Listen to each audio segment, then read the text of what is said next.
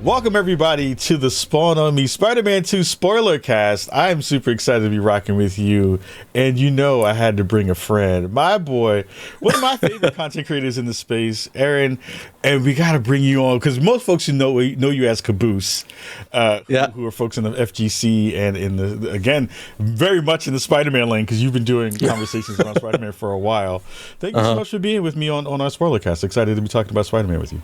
Yeah, man. Thanks for having me. I'm excited to talk about Spider-Man with you as well. I mean, you know, like you said, I think I've been talking about Spider-Man on my channel for like 10 years. Yeah. And so I'm hyped. I'm hyped to be here. I'm hyped to just finally like let loose. I don't got to hold anything back. I don't got to hold anything in. We can just talk about everything in this game. Yeah, so this will be this won't be like what most folks know about Spawn on Me is like kind of more of an interview conversation. This is a free form. We're going at it. We're just talking about all the stuff that we saw and got a chance to play.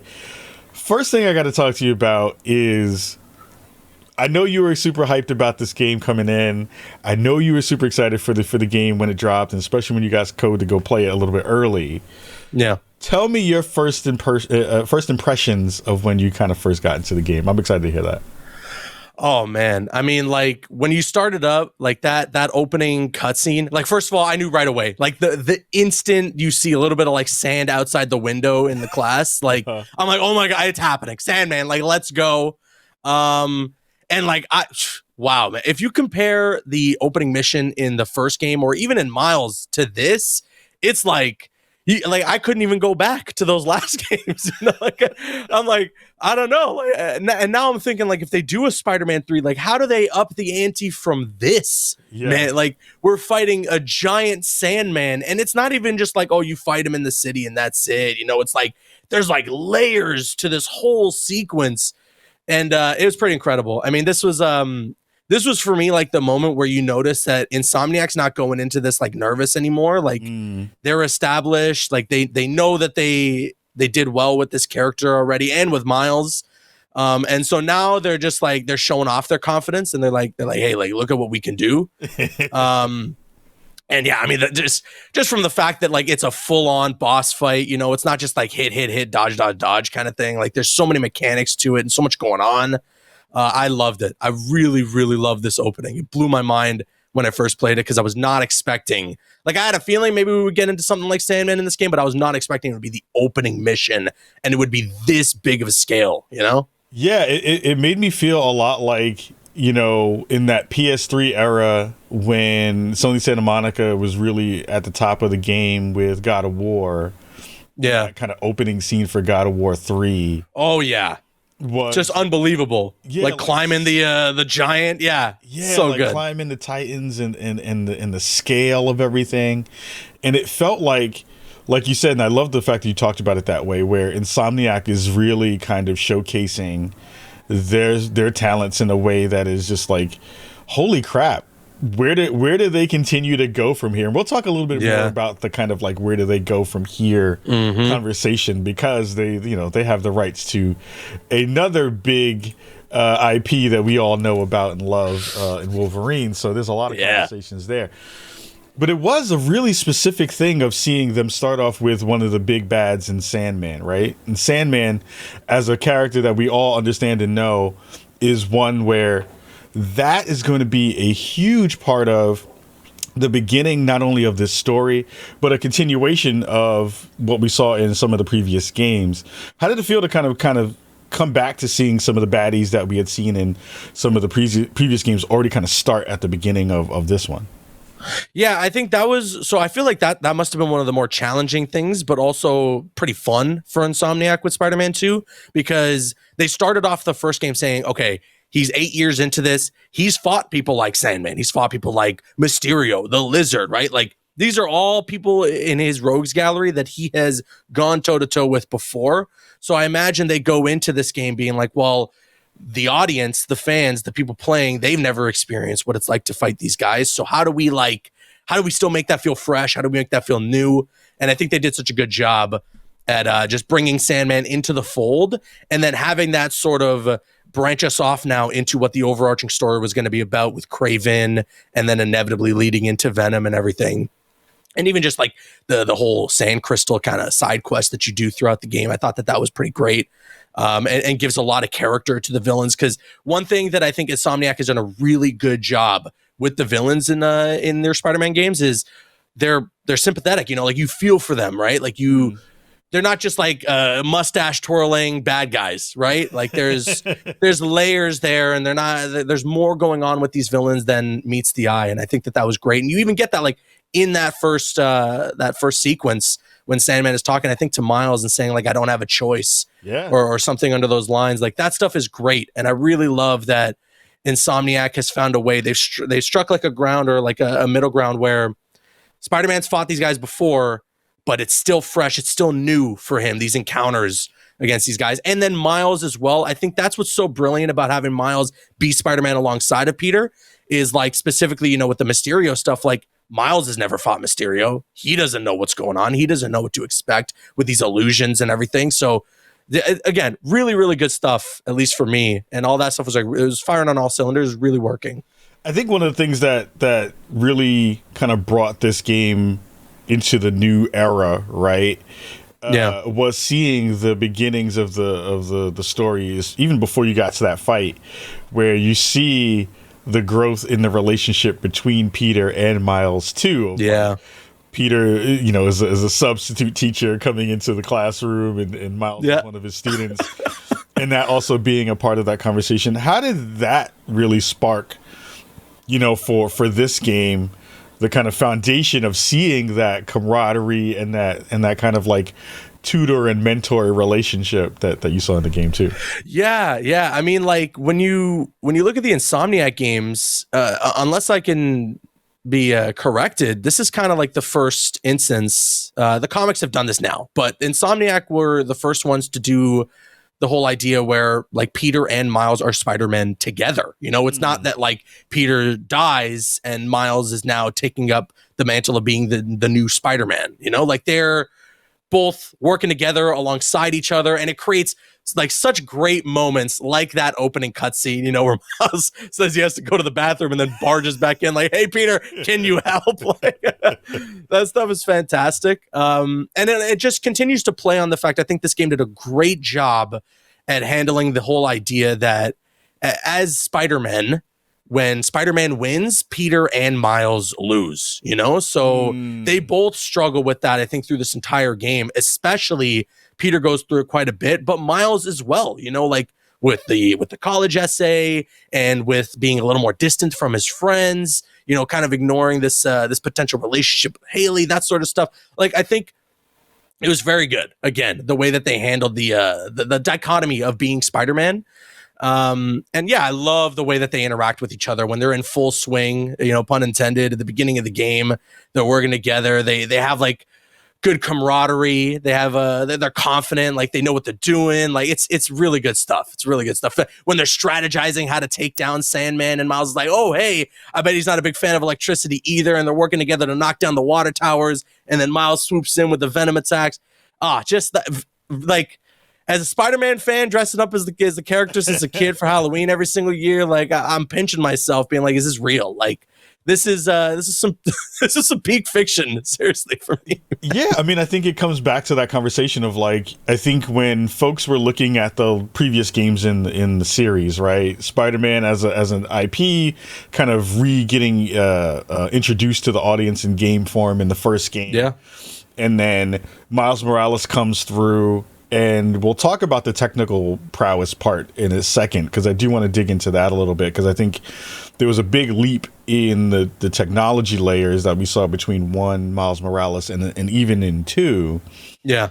But the story of them learning about how to be Spider-Man and that growth of them balancing out their personal lives with the job of being a superhero really comes through in this game in a way that I didn't expect to really kind of the way that Insomniac nailed that part of the conversation. Mm-hmm. Did you feel like, having gone through the story now and seeing pieces of those bits and talked about, tell me some of the stuff that you really loved in that kind of storytelling, did you feel like Insomniac really kind of nailed that stuff in the ways that we had hoped? They did for me. I know some people always come at me for like when I love this stuff as much as I do. Yeah. But I am genuinely just at heart like a fan, you know? Yeah. I'm like anybody else, like I want the characters to be handled well. And that's why to get a little offbeat, to try and cover my ass a little. When I see like that Craven movie, like I think that's like a disgrace, you know, a completely disservice to the character.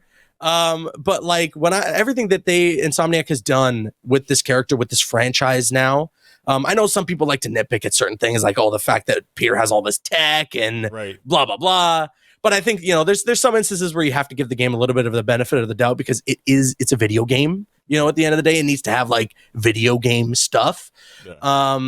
But at the end of the day, they really, to the core, understand both, I think, the character of Peter Parker's Spider-Man and Miles Morales' Spider-Man. I mean, that game, the Miles Morales Spider-Man game, for me, at least, I would have paid a full price on that. You know, like the fact that it's like a $50 discount kind of game is a steal, in my opinion. And they took all the stuff that worked in Miles' own game and carried that over into Spider-Man 2 and really ran with it. You know, this whole feeling of grief still continues in Spider-Man 2.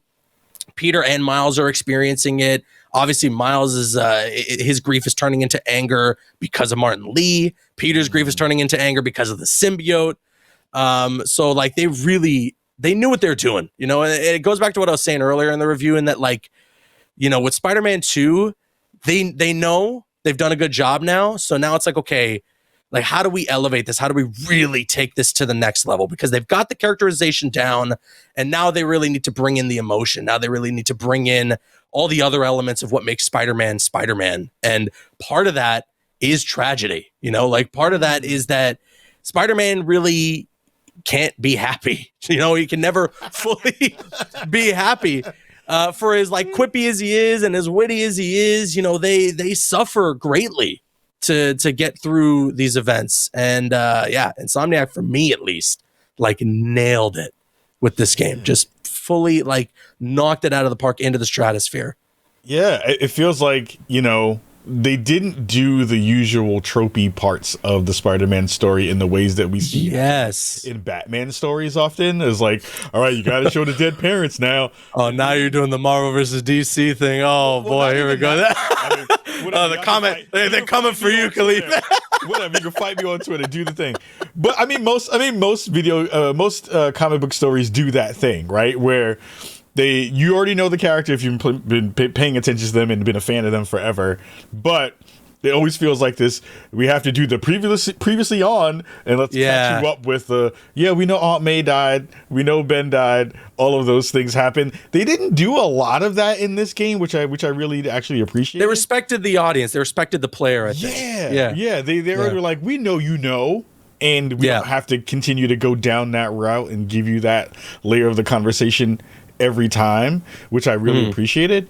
I do think it's one of those things where, looking at the kind of full story that they kind of laid out, and you talking, you know, beautifully about the pain that both Miles and Peter were going through, it was multi-layered, right? It was like they were broken friendships through an alien symbiote.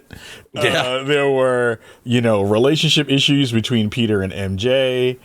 Because of, you know, him trying to finally find some time to stay with his actual girlfriend and do stuff with her. Him wanting her to move in, and she's still like hesitant to fully commit, things like that. Yeah. Like those pieces were in there. And then on the Miles side of Miles continuing to still have this, like, am I disappointing my father kind of layer there?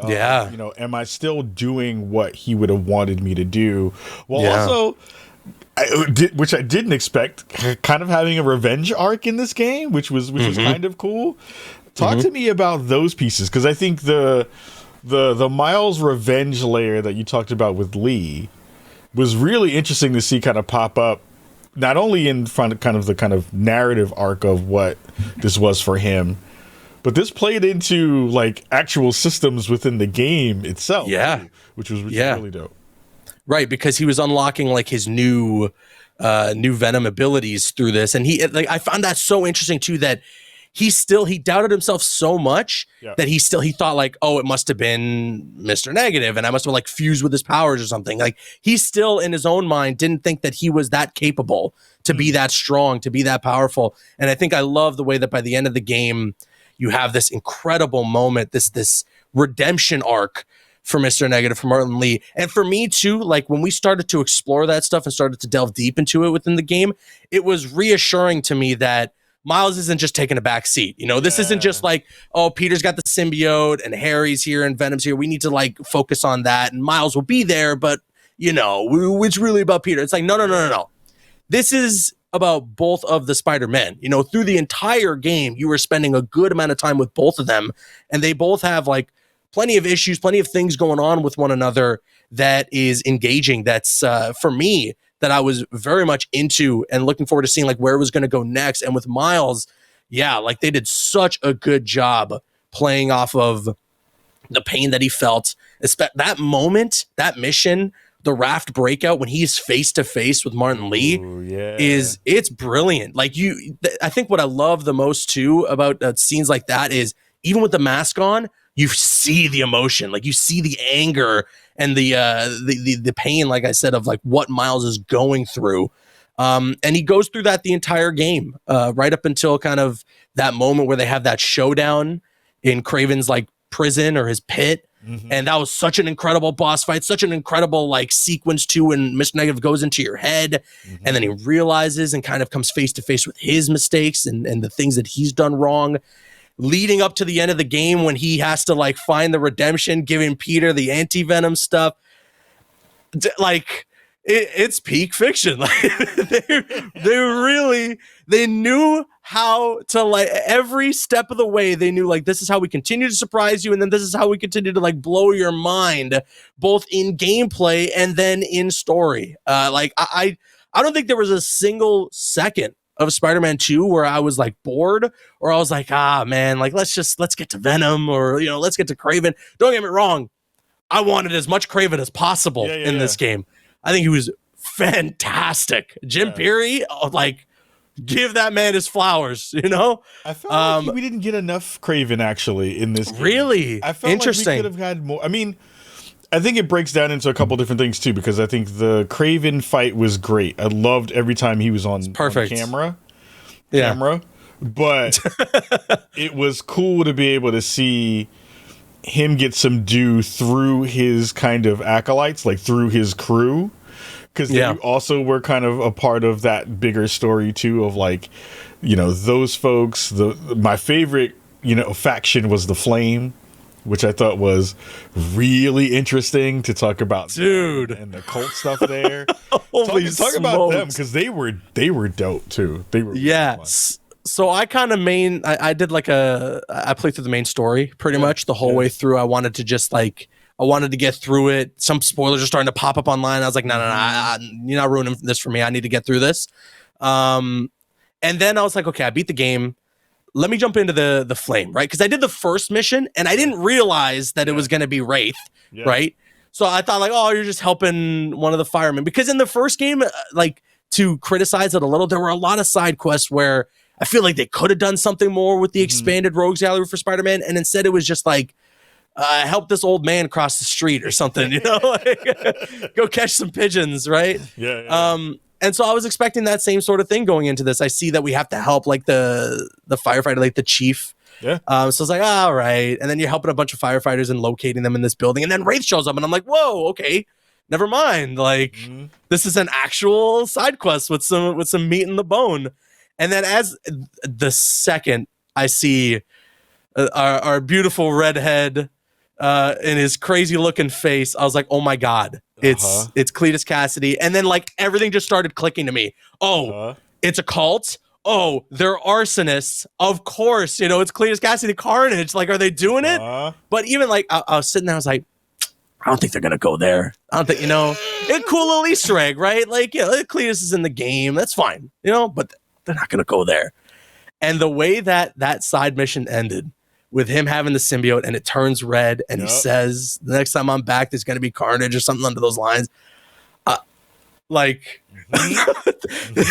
They didn't miss a beat. Insomniac was like, okay, you thought those first 2 games were good. We're gonna actually make you like them less with how good this next one is. Like, right? Seriously, I can't go back to those first 2 games. Like the story in them and the substance to them doesn't even compare. It doesn't even come close to what they did with Spider-Man 2.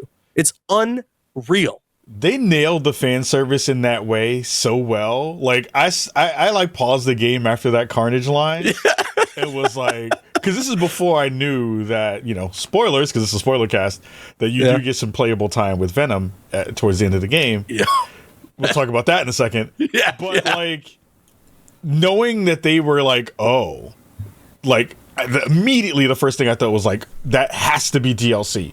If you do not make Carnage DLC now, I will throw things at this point, because there's no other way. You can't do it. Like, oh, you're totally right. I really hope that it's DLC and not like a Spider-Man 3 thing. I don't want that to be like Spider-Man 3. I don't want that to be like the big bad in the next game. Think you were right. To be DLC. Right? I think it is going to be DLC, because I feel like they want to wrap up the symbiote story within under the Spider-Man 2 umbrella, right? Yep. Yeah. Yep. You're right. Because I was like, oh, wait a minute. Because that's the thing. Because again, they've been doing fan service throughout the rest of this game a ton. Like you've seen little tidbits of things here and there. Wraith coming in, them talking about the flame, the symbiote kind of getting all of those layers together with Harry at the center of all of those conversations, because he's sick and the symbiote is helping him get better, and then he loses the suit to Peter, and all of those pieces kind of being tied together. I want to talk about that Rogues Gallery, because I love the fact that you kind of mentioned that, and I feel like this game did a really good job of getting the band back together, right? Like they did a lot of good stuff. We saw some of that in Miles Morales in the first game. You had Vulture and tell me if I'm wrong, because I forget things all the time. And Lightning Dude, I can't think of his name right now. Electro, yeah. Well, they did like the whole Sinister Six for the first game, right? In the first game, yeah. And Black Cat was in the previous game. And everybody was like, yo, well, all the thirsty dudes were definitely like, where's Black Cat at? But Black Cat made an appearance, and I think was one of the kind of best side cool in the game. I'd love to hear your thoughts about that, because I think that thing was pretty dope. Yeah, well, okay. I mean, I don't know if you were like me, but we were going into that, and I was like, oh my God, are we going to see Doctor Strange? Like, is this... Ooh, yeah. Like, are they really about to do this? Because I pulled up on the Sanctum, and I'm seeing magic, and I'm like, wait a second. Like, there's no shot they're about to do this right now. Yeah. And I'll give credit to Insomniac for not going there. Yeah. Because they still want this to be about Spider-Man. They don't want anybody to be like, oh, Insomniac Doctor Strange game now? Like, just like, no, it's just like, we're gonna keep it Spider-Man centric, but while also giving you those little Easter eggs that people love. And I mean, she straight up got like something from the Sanctum Sanctorum to start making portals. They started doing the whole Ratchet and Clank like rift apart bit, which I thought was fantastic. Like that part where you swing into like Antarctica. I was like, oh my God. Like they're doing some crazy stuff here, obviously utilizing the power of the PS5, which was great. And even just getting a scene with Black Cat in this game, I thought was important. It was almost needed, because she is an important character kind of in the Spider-Man like mythos. And they handled it well. They gave her even like a little arc. They gave her a bit of a story while showing off some good tech in this mission. Yeah. And it was so much fun. It was just so much fun. And then the way they cap it off, where Miles he gets the I don't even know what the hell to call it, the staff, if you will. Yeah. And then like they take it back. Like Wong takes it back and leaves a note, and he says, "Hey, me and the doctor owe you one." I was like, "Oh my God!" Like, what a cool way to just expand the open or the world of Marvel's New York here just a little bit, while still like making you want a little more. They give you just enough to chew on, which I thought was great. I think this is the part here, where you're going to Antarctica. So like, cool, what? Man. I lost my mind. I was like, are you serious right now? What? Yeah. Like, but it also goes back to that conversation of them understanding what the fans want and giving you something that is unexpected to be able to pull that story bit through. That kind of, jump into Antarctica. I was like, can we stay here for a Yeah, it's you know what I mean? Let me swing around here for a little bit. Yeah, I was you know, for me, it's like people like to consider fan service like bad words. You know, they're like, oh, fan service. But I'm a fan. Service me. You know what I mean? Like, as long as it doesn't overshadow what they still consider to be important for the story, then by all means give me some fan service. You know, I think Venom being playable is fan service, but I think it makes sense for the moment and for what's happening in the story. It services the fan. It services the story. You know, that's the balance that you need when you're doing things like that. Yeah, I think the pieces that went into this game, where it makes you really want to go into the conversations about the dev layer of how this works at Insomniac, because to build games like this in the ways that they do, you know that they're fans, and you know that they're like not only fans, but they're also like, we need to do this IP like service, you know what I mean? Like we have to make sure that we're doing well by the IP as well, not only just for the contractual stuff that you have to kind of like show it in a good light, but because they're like, we can do things in these games that no one else has done to kind of broaden what that kind of mythos is for what usually are pretty bad, you know, games in the totality of what we think of video games are, right? Video games that do movie connections or IP connections are usually kind of crappy. And they have turned that around every way at every turn of making these kinds of games. I do want to talk a little bit about the Venom part. And I didn't snag B-roll for this part, but I'll put it in. Woo! I have to say, this is the best, and I said this in my review, this is the best version of Venom we have ever seen in a video game. Easily. By far. Yeah. It was a thing that we knew was coming, but when it hit, you know it's a good moment when you know what's coming and you still feel it when it hits. Exactly. I think you hit the nail on the head there, because for me, the whole way through, I was like, Harry's going to be Venom. Like, it just makes too much sense emotionally for the stakes of it all. Harry's going to be Venom. Right. They managed to catch me off guard. They still managed to surprise me. Yep.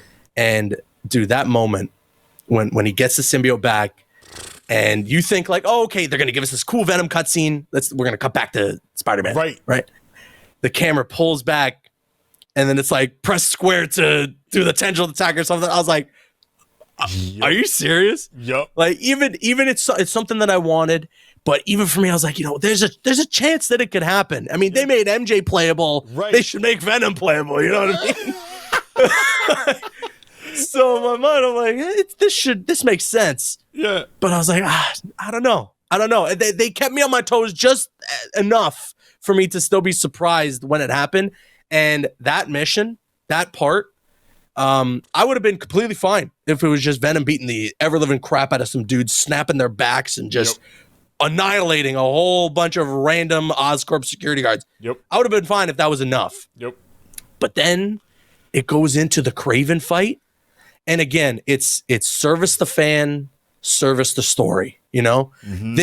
That's why for me, it was like a less is more situation for Kraven, because every time we saw him, he was such a menacing presence. Every time we saw him, you're wanting more of him. And for me, I was going into this like, I really don't want it to be that Venom comes in and then Kraven's just like, oh, the Spider-Man beat Kraven at the end. You know, now it's like, oh, Venom, let's focus on Venom. It's like, no. The Spider-Man actually couldn't really beat Kraven. Yeah. It's Venom who's got to take this guy down. Yeah. You know? It's Venom who's got to stop this guy. And then it's perfect for Kraven's arc, because he wanted the final hunt. He wanted the ultimate challenge. What better challenge than freaking Venom? That was went out like a badass too, in a weird way. Yeah, man. He kind of goes out in the way that he wanted to, because that's his whole thing of like living for the hunt. And if he doesn't make it, that means that the Predator won, right? And like, well, he didn't want to die from like his illness, right? Like if he was gonna die, it needed to be a spectacle for him. Yep. And that's exactly what he got. He got what he wanted. Yep. He died. He says thank you, right, as he's like about to die. You know, right. Just like so good, you know, like it was getting to the point for me where I was like, this is like Arkham City levels, man. Right. Like Insomniac is delivering one of the greatest superhero experiences of all time. And I, for one, cannot wait for when this game drops on PC and the modders let me jump into the open world of Venom. You know what I'm saying? Like, Right? I cannot wait for when the modders let me go free roam around the open world as Venom and just go do some random missions with them. Like, I feel like that's the thing too, right? Where I think when we talk about DLC potentially coming and we talk about what might be coming down the line, because this game like is begging for DLC. There's still so many things in the game that were, I'm not going to say untapped, because I feel like across the kind of, I'm not going to call them fetch missions, because they're not. Yeah. They're kind of fetch missions. They're kind of like go do a thing a certain amount of times, like taking pictures or going in and cracking the crystals for Sandman, and then, you know, the Prowler missions were super fun and stuff too. Like, they had so many small pieces there, and then when the game opens up after the kind of symbiote incident happens, and now all of these symbiote enemies are around the city, it just begs for DLC in so many of those ways.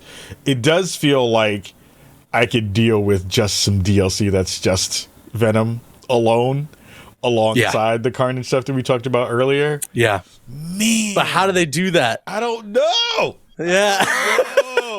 I want them to, though, because that part was so good. Like, yeah, it's very rare too to feel like the camera felt different. Like it, like, and maybe I'm bugging out, but like, it just felt like Spider-Man and Miles, to really get the best version of showing them off, you kind of have to be further away from them, right? You're seeing them swing, you're seeing them kind of pull in from different angles and fights, and, you know, the team fight stuff was really good when you kind of get to a spot and then see them fight, and both of them are there for missions. Mm-hmm. But with Venom, it was like right behind him. Oh yeah, like, up close and personal. Up close and personal, right? Like, man, that was pretty dope. Yeah.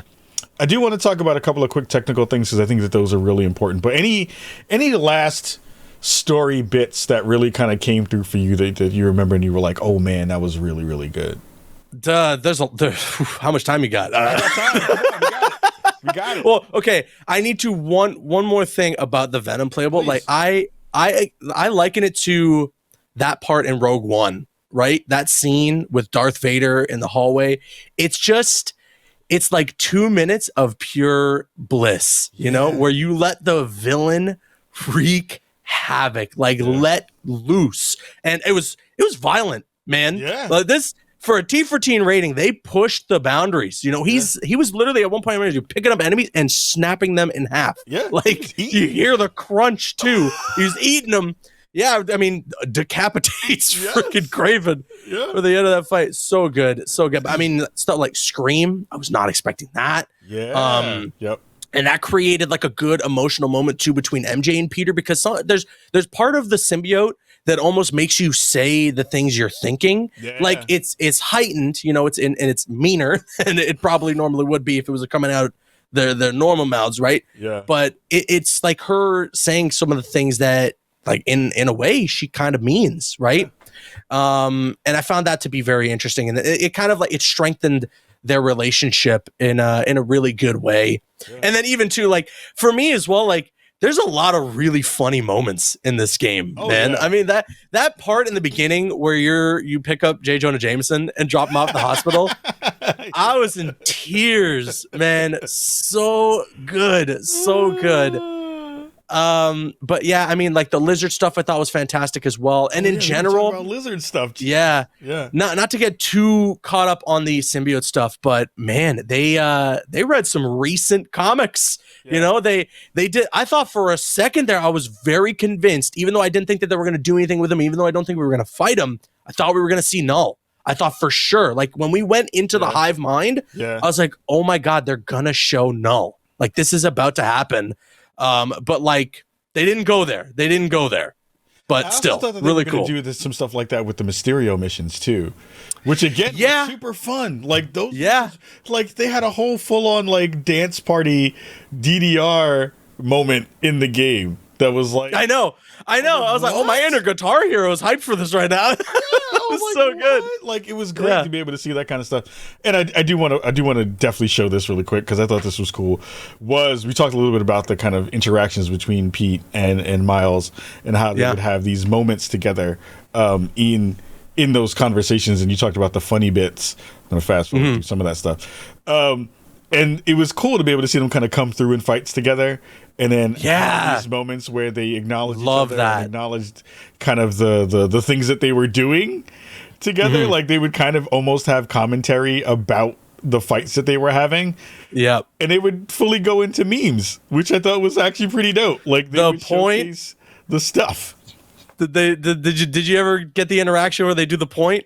Oh yeah, they did the point. Yeah, I thought I had it in this clip, but I'll find it in another one. But yeah, it was that so good. I was looking for was like the whole like, yo, it's you. Yeah. Like they did that a ton, which I thought was actually pretty brilliant. Great stuff. Like, oh man, so smart. Before we get up out of here, I do want to give Insomniac a couple of quick pieces of love because I think this game technically is the best Spider-Man game we've ever had. Like.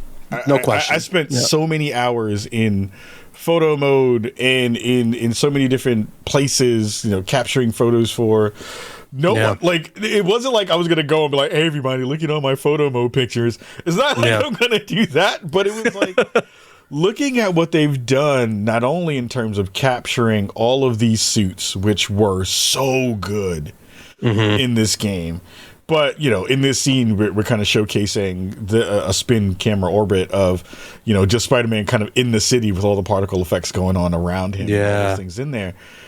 But, as a big fan who is hoping for the kind of best version of what Spider-Man can be in this version of the game space now, because we are now in the next gen, which is current gen.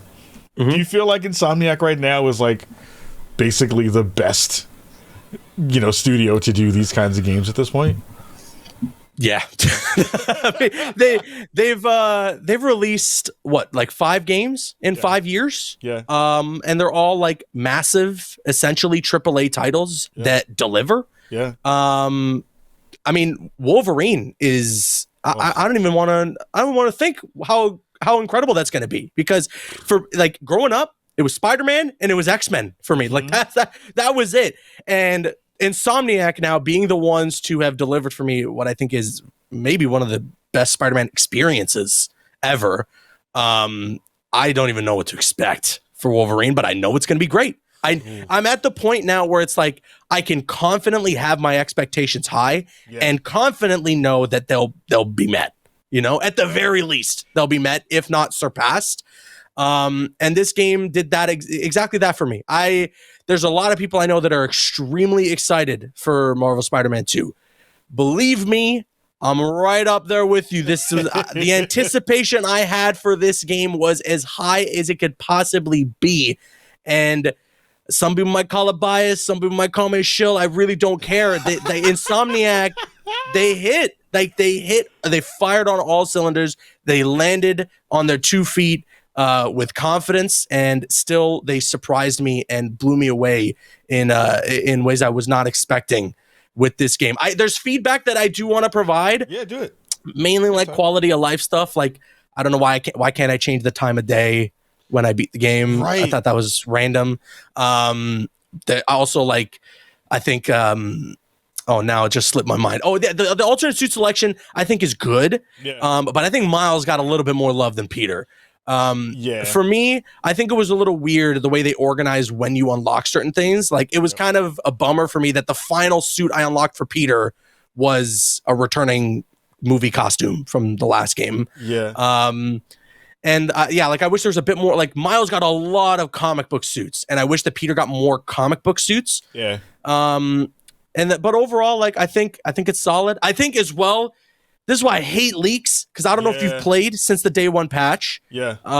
But the Amazing Spider-Man 2 suit looked pretty rough pre-day 1 patch. Right. Yeah. It did not look good. Yep. Now, day 1 patch, I'm assuming it was just a visual bug, or it's just the textures weren't loading in for that suit or something, because it looks so much better.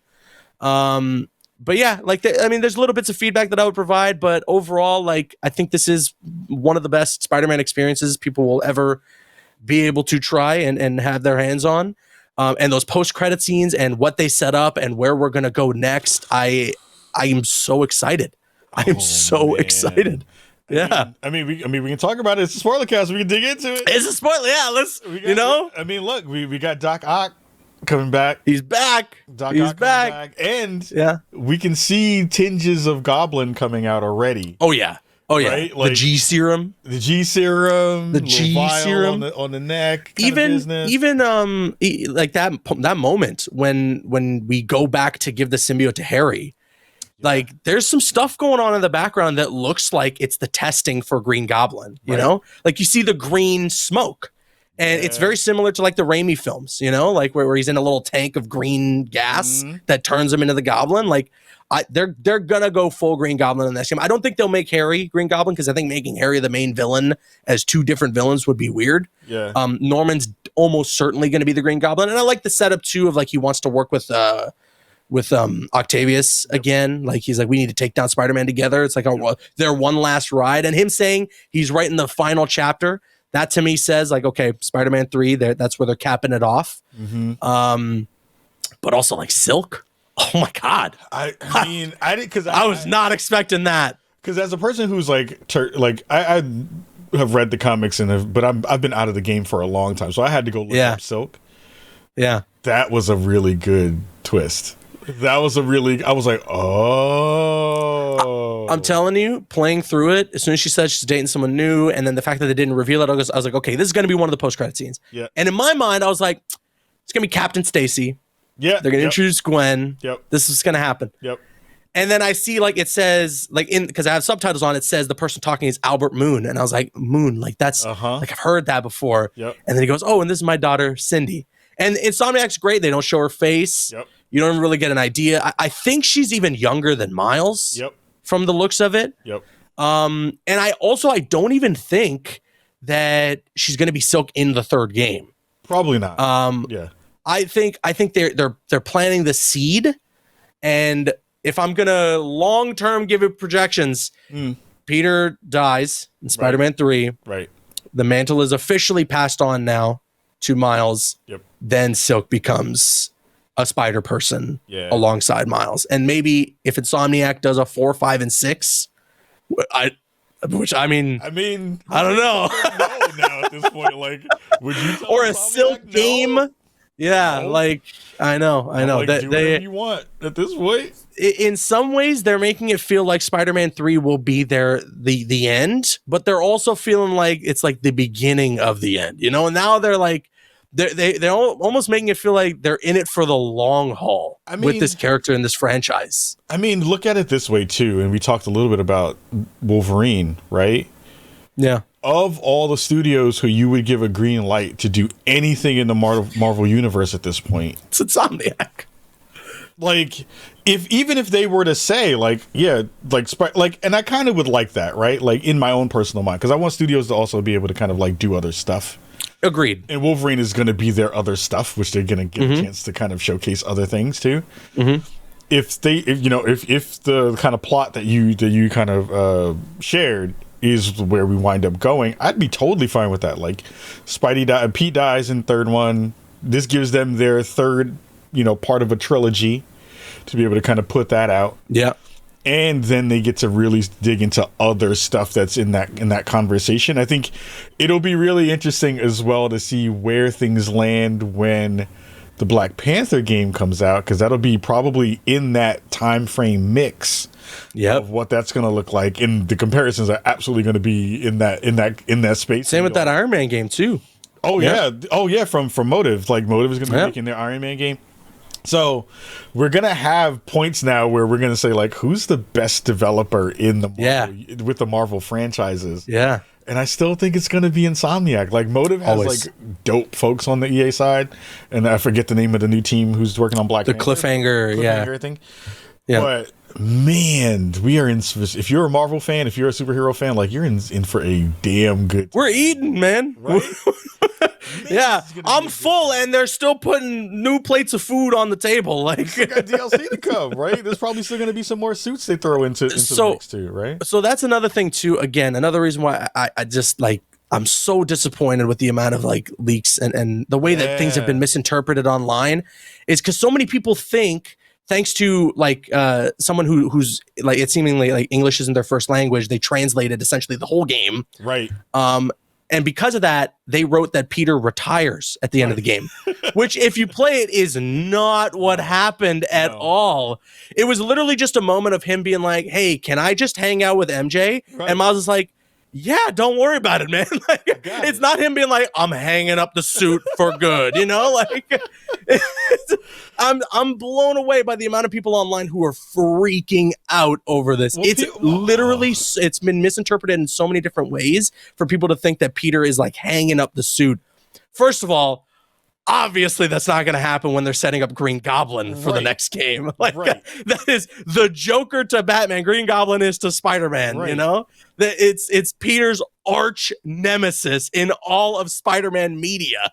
He's going to come back, you know? But you're right. I think you're totally right that they're setting up Carnage as a DLC. Yeah. And Peter's totally going to come back for that. He told Wraith, he's like, I'll help you out. You know, you let me know whenever you need me. Right? Like come on, man. Even that could be a side sliver of some DLC because, like, her story wasn't fleshed out in the fullest way either. Like, there's still that Carnage and Wraith could be the DLC, right? Like, you're not Peter, you're not Spider-Man, you're her in that space. So that could be really cool. Man, and the thing we did not talk about, and we'll talk about it real quick. Those MJ missions were much better than I expected. Way better. They were not good in the first game. No, and they were few and far between in Spider-Man 2. You know, like they were used sparingly and I think correctly. Yeah. She can sprint. Yes. Thank God. She has like an actual like web shooter on her taser gun, which is cool. Yeah. Like even as well, like that sequence where you're running away from Peter. That's how like you should do the MJ missions. Like the best of those little sneak missions from Spider-Man PS4 for me was the Miles one where you're hiding from Rhino, right? Yep. Like if I'm going to do those, like these little missions where I'm playing as someone that isn't Spider-Man, there needs to be tension. There needs to be something where I'm not like, okay, I need to sneak around these boxes and grab this thing, you know? Like there needs to be something there that's like, okay, like, yeah, I'm into this, you know? Yeah. And like having her running away from all the symbiotes or having her running away from Peter, stuff like that was really working for me, you know? Yeah. I think they did MJ some justice, even though people are still like, yo, she doesn't look good. I'm like, whatever, y'all calm down. Look, people who are saying that have never spoken to a woman. If we just need to be like frank about it, you know? It's been so funny to hear all the MJ gate and all the weird stuff about like how MJ looks. Man. And I was like, y'all need to calm down because MJ looks fine. Also, it's interestingly enough, like I think the level up of Peter too, also him having a different model, actually was like they fit. You know what I mean? Like look better, they look better together in that way. In that way, better together. Look at that. It's a lot. Look at you. Freaking marketing got me. Goddamn. You got him. You got me. Any last, because we're about to get up out of here, any last things you want to share about your time with the game and any other last bits that you want to kind of share? Yeah, I'm really happy with what we got with Spider-Man 2. I think in every single way possible, they've improved on the first two games. Gameplay is awesome. It's so much fun. It doesn't feel like so many people are looking at it and they're taking it at face value, being like, oh, this looks like it's just DLC. Yeah. No, man, like when you get your hands on the sticks, this feels like a new game. You know, it feels very, very new, very fresh. Tons of new traversal mechanics, the web wings, the loop-de-loops, all that stuff, the wind tunnels. So much fun. They nailed it. Insomniac, for me, in like the 60 plus years of Spider-Man's existence, has given one of the best stories for this character, for this franchise. And I just can't wait to see what they do next. I can't wait. I hope, even though I know we're on a looming strike right now in the games industry, I hope that things get resolved because I know there's rumors of Wolverine coming out next year. I would love for that to be a real thing that happens, because I need more. I need more. People don't know Wolverine is my favorite superhero of all time. Oh yeah, that is my dude, and I'm hoping for a not teen rated game. I want an M rated game. Oh, Wolverine. I want because I was like, man, if they don't put blood in this thing, I'm gonna be so upset. Yeah. But I have to say again, like, this is I said this in a review. What did you give your review? Did you give it a number? Did you give it a kind of overarching? Did you give it a score? I haven't written it down, but in my mind, it's like, okay, if we're talking about superhero games, it's a 10 out of 10. This is a masterpiece. This is one of the greatest superhero games ever made. Yeah. As just a game overall, I still do think it's like a 9.5 out of 10. Like, it's almost perfect, barring like just a couple of tiny nitpicks. It's as close to perfect as it could be. Yeah, agreed. Yep. Same on my end. I think I could give it 5 snaps, my face, out of 5. Because I do think that I agree with your assessment there as well. I do think that in the weird scale that we have, the half C's aren't in there. But okay. This is the best superhero game I've ever played. Yeah. This levels up in Insomniac in my mind to the best PS5 developer right now in the mix. And like we talked about a couple of times, this just gives me so much more excitement for Wolverine. Yeah. Because if you've had this much time to work on it, which is probably about the same amount of time when it probably lands as this game probably took to make, they probably have a sliver team doing some of that stuff now. Right. And now some of those folks are coming off that project, or they've been off that project and are now moved on. Exactly. To the project. It's probably all hands on deck right now for Wolverine. Probably, right? Even if we have to wait another 2 years for that game, technologically we would have advanced a bunch. They would have gotten more time under the hood with the PS5. You know, thank goodness for the fast travel system in this game too, because that also was a showcase of the hardware. Oh, it's so good. Yeah. So good. I'm just so excited about what this game is kind of foretold for the future of what games are going to look like in these spaces. Yeah. So, man, what a blast this game was. Caboose, fam, we've been talking about doing some dope stuff together, and I'm finally excited that we got a chance to rock on the show and do some content together. So give the folks at home who are looking for more Caboose content where they can find more of your work. Yeah, you can find me on YouTube, youtube.com/Caboose. I'm always I'm on socials as well, Twitter and Instagram at CabooseEK. Talking Spider-Man, gonna be talking Wolverine whenever that time comes. I talk about all superhero games pretty much on my channel, including things like Mortal Kombat, because it kind of technically falls under that little umbrella. Yeah. But like, Suicide Squad, Kill the Justice League is on the horizon as well, so there's gonna be a lot to talk about there. That'll be interesting. Yep. We'll see when the time comes. But yeah, I mean, there's so much to look forward to. Wolverine, a Black Panther game from a new studio at EA, Motive making an Iron Man game, Skydance making a Black Panther Captain America game. There's a lot of superhero gaming content on the horizon that we can really look forward to seeing. And I'll try to make sure I can keep you guys covered on all that. Thank you, Kahlief, for having me. This was a ton of fun. I hope we get to do more dope stuff together in the future. But I'm glad that we got to chat about Spider-Man. I'm glad we got to let loose on the spoilers here today. Oh, my God. It feels so good to get all of it out. Yeah. like, Dude, I have no idea, man. Sitting there just waiting, like, I can't talk to anybody about this. I even got family members who were like, come on. Who am I going to tell? I'm like, I can't, man. Just wait, It was funny. I had a UPS driver come by the house, and I had to close my shades. I closed my shades to make sure. I was like, no, you can't see them playing the game. Yeah. So yeah, it's been a blast to be able to do this with you, and we will absolutely do some more dope stuff. And again, fighting game season is happening, so we will definitely check out more of your content there. Everybody at home, I hope you enjoyed our Spoilercast. It has been a blast talking to you and hanging out with friends and fam.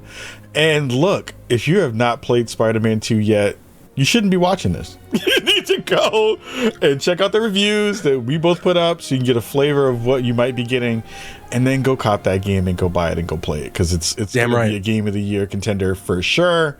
And I easily, know, right? I'm not crazy in thinking that. Yeah. Easily, this has to be a Game of the Year contender for sure. And Yuri for performance. Yuri Lowenthal for best performance. I think easily. so, right? Like, we gotta see what's coming down the pipeline. It's gonna be Game Awards is gonna be really interesting to see for who's gonna 100% that stuff. I'm happy I'm not on that jury. Anyway, we're gonna get up out of here. Thank you so much for checking out the content, and we'll see you all very, very soon. Peace.